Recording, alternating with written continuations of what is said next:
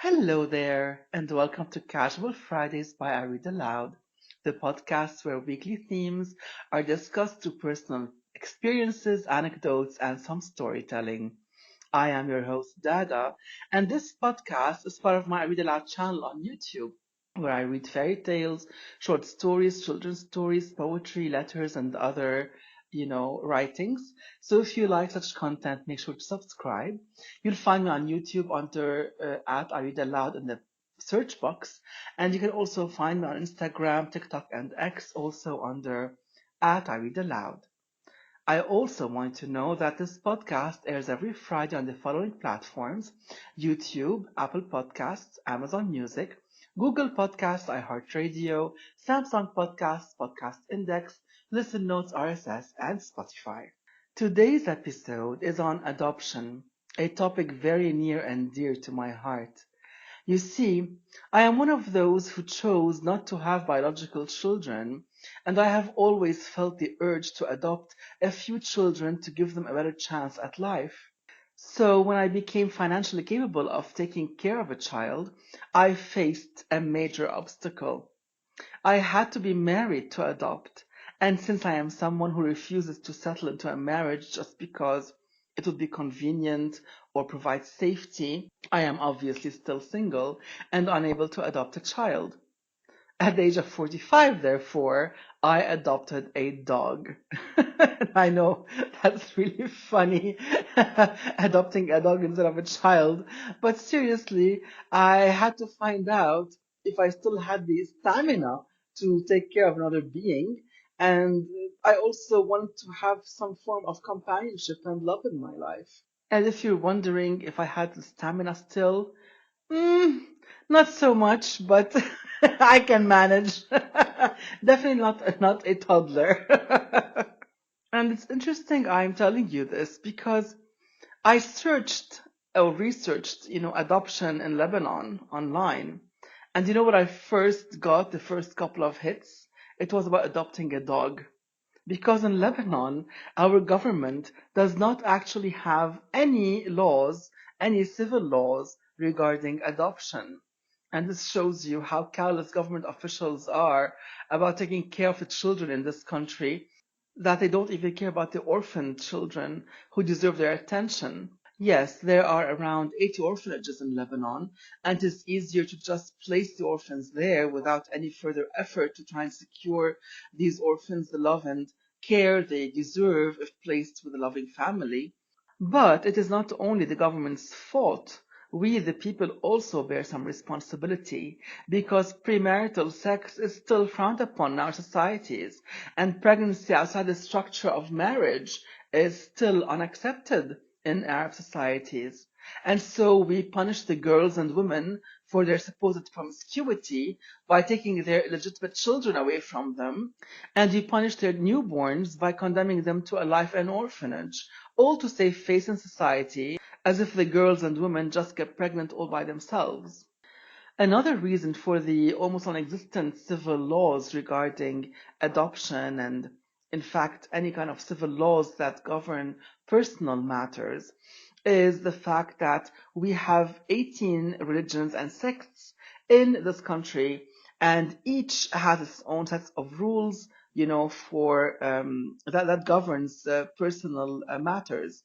And so there cannot be just one civil law to cover all these laws and all these regulations. So the government has left, the churches, the mosques, and other religious entities to take care of, civil rights, so to speak.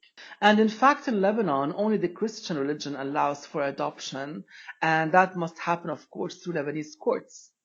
And I have to mention something very important here, and it is that there is a system of guardianship instead of adoption in Arab countries. And this entails the child living with a family, getting, all the perks of being the child of that family, except for the name. So the child will never receive the name of the family. But if there is that solution, then why isn't guardianship the predominant, thing to do? The thing is that the Arab culture is built in such a way that married couples are bullied by their families to have their own offspring, that they would, spend tens of thousands of dollars on IVF and other methods to conceive instead of adopt an already existing child. In the end, we have to maintain the family name, and in the end, the purity of the bloodline is what matters. Now, don't get me wrong, I am all for freedom of choice, and if a couple chooses IVF, the way I choose to adopt, then who am I to judge anyone? But my gripe is with the fact that sometimes couples go through so many failed trials of IVF that their marriage is ruined, the woman's body is in peril, their souls are crushed, and still they don't think of adoption as an option until maybe it's too late or maybe never. So, back to my story. I thought maybe I'd look into international adoption, and those are governed by the Hague Convention. But that also requires a married couple to apply for the adoption, or some countries would allow under the convention that a woman is like an older, more mature woman, if she is single. And I'm not there yet. And as I researched further, I found that the quickest international adoption could take up to 2 years, and that's the quickest one. And that used to be Thailand, now it seems to be Ukraine. I'm not so sure about exactly, which is the quickest or fastest country to adopt from, but that's, kind of like what I grasped from the internet. But in general, international adoption could take up to 6 or more years. And what is worse is that you have to be aware of child trafficking, especially if you're adopting from Asia and Africa. Apparently, there are false applications submitted for adoption in those continents, and of course, infants are stolen from their families in Asia and Africa, and they end up in the hands of child traffickers. So you have to be careful to go through the channels of a legitimate adoption agency, if you want to adopt internationally, or you would be actually propagating and aiding child trafficking. And you might think that, if you adopt from child traffickers, that you are saving a few children from that world, but then you'd also be, encouraging the traffickers to steal more children by doing business with them. So it's really a huge dilemma. And there does not seem to be a solution for trafficking, especially in the near future. Um, and that's quite unfortunate, really. Now, because I am a curious person, I also wanted to know about adoption in the USA and Canada, in Europe and Australia too. And it turns out that adopting children already in the foster care system set up by the government is the fastest way to adopt a child. It usually takes between 6 months and 18 months. While adopting, for example, a newborn could take from 2 to 7 years. I mean, 7 years. If you decide to adopt a newborn at the age of 32, you won't become a parent till the age of 39. I mean, do you know how much of life happens in 7 years? I am not sure if you would even still stand by your decision after all this time. So here's my question. Why the need to adopt newly born babies?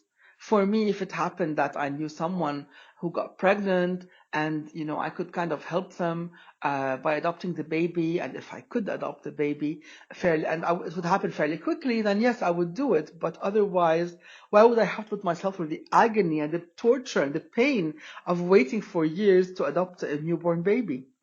It seems that about 54% of people adopt children between the ages of 0 and 5.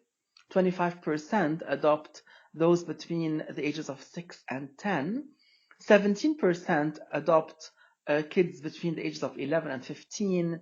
And only 4% adopt children or older youth between the ages of 16 and 20. And I think the majority adopt babies and toddlers because they feel they will have a deeper connection with them, and they could maybe also opt out of announcing to the child that they were adopted.